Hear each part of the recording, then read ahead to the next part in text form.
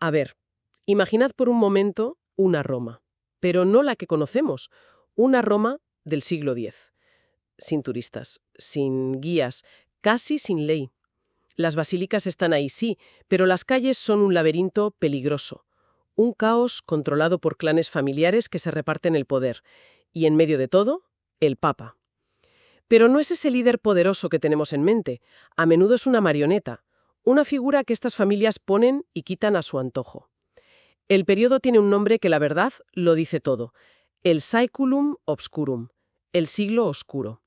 Y aquí empieza el enigma de hoy.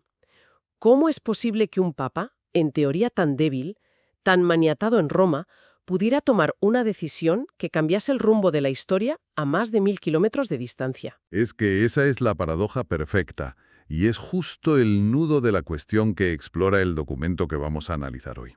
Es un análisis de Cínico de M sobre el Papa Esteban VIII, que tuvo un pontificado brevísimo de 939 a 942. El título ya da una pista. Custodiar la unidad en un tiempo de transición. Y esa palabra, transición, es la clave de todo. Porque bueno, ese caos de Roma no era toda la historia, ni mucho menos. El análisis nos sitúa en un momento en que el poder en Europa se está reorganizando. La vieja guardia de Roma pierde fuelle, y un nuevo gigante, el Sacro Imperio Germánico, empieza a tomar forma en el norte. Y en medio de ese terremoto, Esteban VIII, más que un rey, se nos presenta como un árbitro. Su poder no estaba en los ejércitos, que no tenía, sino en algo mucho más sutil, la legitimidad. Vale, me gusta esa idea. No es un monarca, es un árbitro. Y para entender cómo arbitraba, el análisis se mete de lleno en un caso que parece, bueno, el guión de un drama medieval, una lucha de poder por el arzobispado de Reims. ¿Por qué Reims? O sea, ¿qué tenía de especial ese sitio para que se convirtiera en el gran examen de su pontificado? Pues Reims, fíjate, era una de las sedes episcopales más importantes y prestigiosas de toda la cristiandad occidental. Controlar Reims no era solo una cuestión espiritual, Era poder. era tener un poder político y económico inmenso. Y el problema, como en tantos otros sitios, era la injerencia de los señores laicos. Reyes, duques, condes, todos querían poner a su gente, a su sobrino, a su aliado, a su hombre de confianza, vamos. ¿Lo de siempre? La práctica habitual sí. Lo que hace especial el caso de Reims, y por eso el análisis lo elige, es que la situación estalló de una forma muy bien documentada. Y sobre todo, que alguien decidió apelar a una instancia superior, a Roma. O sea, que se lió parda, básicamente. ¿Quiénes son los protagonistas de esta historia? Tenemos al Papa en Roma, a los nobles locales en Francia. ¿Y quién estaba en medio? En medio estaba el arzobispo legítimo, un hombre llamado Artoldo. Según el documento, Artoldo lo tenía todo en regla. Era el arzobispo elegido canónicamente. Pero claro, no era del agrado del poder político local. Lo veían como un obstáculo. ¿Les molestaba? Exacto. Así que, por la vía de los hechos, lo deponen. Lo echan.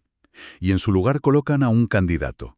Pues a un títere, afín a sus intereses. Esto no era un simple despido, ¿eh? Era un desafío en toda regla a la estructura de la Iglesia. La pregunta que flotaba en el aire era brutalmente simple. ¿Quién manda aquí? ¿La ley de la Iglesia o la del más fuerte? Y en ese momento, alguien en Francia piensa, esto no puede quedar así, voy a escribir al tipo de Roma a ver qué dice. Lo cual ya es fascinante porque sugiere que a pesar de todo, de la debilidad del Papa en su propia casa, su figura todavía representaba algo. Exacto.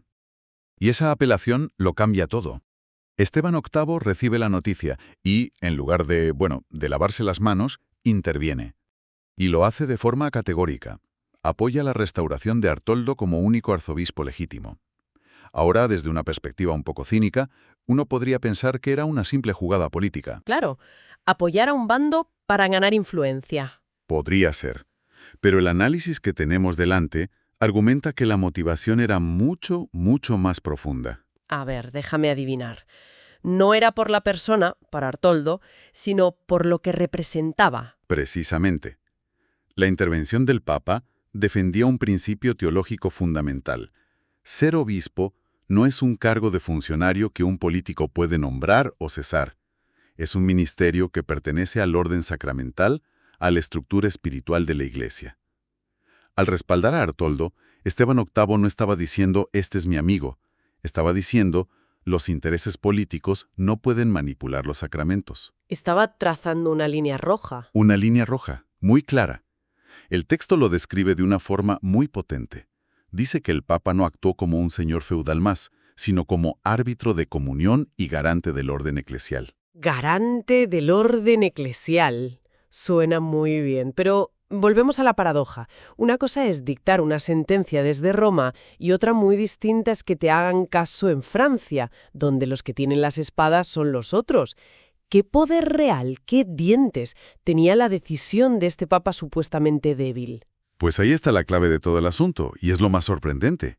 Su poder no era militar, era un poder de legitimidad. La decisión del Papa funcionó como una bomba atómica moral, por así decirlo. Al declarar ilegítimo al usurpador, le quitaba toda su autoridad espiritual.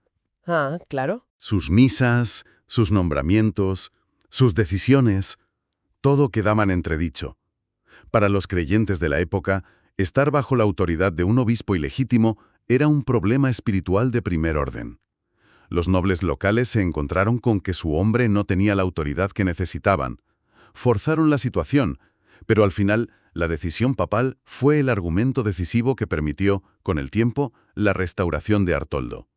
Demostró que la autoridad del Papa, aunque no se impusiera con soldados, era una realidad operativa. Me encanta esa expresión. Realidad operativa. No es una teoría bonita, es algo que funciona, que tiene efectos prácticos. Y esto desmonta por completo la idea de un papado irrelevante en el siglo X. Totalmente.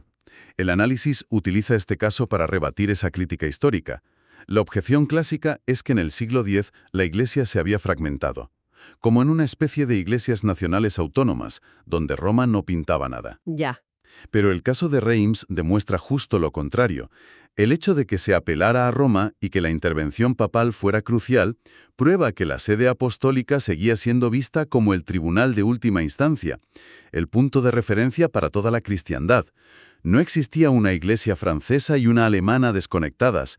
Existía, como dice el texto, una comunión universal centrada en Roma. A ver si lo estoy entendiendo bien. Esta defensa de Artoldo entonces no fue solo para solucionar un problema local, fue una declaración de principios con unas consecuencias enormes. El texto habla de una conciencia reformadora incipiente. Suena a que Esteban VIII, quizá sin ser plenamente consciente de ello, encendió una mecha. Exacto. Y aquí es donde la historia se pone de verdad apasionante. Si conectamos los puntos, lo que pasó en Reims es como ver el primer borrador de una idea que cambiará el mundo. Al defender a capa y espada el principio de que el poder secular no puede nombrar ni deponer obispos, Esteban VIII está poniendo sobre la mesa el concepto que, un siglo más tarde, se convertirá en un grito de guerra. La libertate ecclesiae. La libertad de la Iglesia.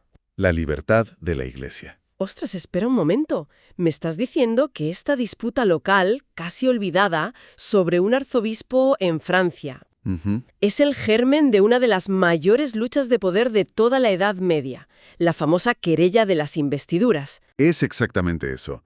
Es como encontrar la servilleta donde se dibujó por primera vez el boceto de un invento revolucionario. El análisis no dice que Esteban VIII tuviera un plan maestro, ni mucho menos. Probablemente solo intentaba resolver un problema concreto aplicando la ley de la Iglesia. Claro, apagar un fuego. Eso es. Pero al hacerlo, sentó un precedente monumental. Demostró que era posible, y sobre todo, legítimo, que la autoridad eclesiástica se resistiera a la injerencia política. La gran explosión, la lucha a escala continental entre el Papa Gregorio VII y el emperador Enrique IV, llegará un siglo después. Pero la mecha se encendió aquí, en estas pequeñas batallas por la coherencia y la libertad. Es increíble pensar que todo empezó con la defensa de un solo hombre, de Artoldo. Esto redefine por completo la figura de Esteban VIII. Su pontificado fue cortísimo, murió en el 942, apenas 3 años después de empezar. Después de este análisis, ¿cómo queda su legado? Porque el propio documento lo califica de discreto. Y lo es, si lo comparamos con los grandes papas constructores o reformadores, claro. No dejó grandes encíclicas ni construyó monumentos. Su legado, tal como lo perfila este análisis, es el de un custodio. En un momento de máxima debilidad y confusión, su misión no fue expandir el poder, sino proteger la esencia de la institución. Un guardián. Fue el guardián de un principio, sí. Cumplió con su papel de garante de la unidad y la justicia eclesial, incluso con recursos, pues, limitadísimos. Un custodio, más que un conquistador. Me parece una definición muy precisa. Sí, y el texto lo concluye con una idea muy potente.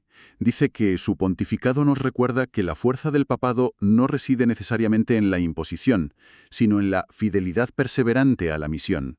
Fue un papa de trincheras, no de grandes desfiles, pero su resistencia en esa trinchera de Reims ayudó a preservar la idea de una iglesia independiente, una idea que luego florecería de forma espectacular. Pues creo que el enigma con el que empezamos está bastante más claro. Vamos a recapitular los puntos clave que hemos sacado. Primero, el Papa Esteban VIII gobernó en pleno Saeculum Obscurum, una época en la que el papado era políticamente muy débil en Roma. Segundo, a pesar de esa debilidad, su intervención en el conflicto de Reims fue decisiva. Al defender al arzobispo legítimo, a Artoldo, trazó una línea roja contra la interferencia del poder político. Tercero, este acto demostró que la autoridad papal no era una teoría, sino una realidad operativa en toda Europa basada en la legitimidad y no en la fuerza militar. Y cuarto, y quizá lo más importante, sin pretenderlo, sentó un precedente crucial para el principio de la libertas ecclesia, la libertad de la Iglesia, que sería el motor de las grandes reformas del siglo siguiente. Un resumen perfecto. Y a mí me deja pensando en algo, una idea que se desprende de la conclusión del propio documento.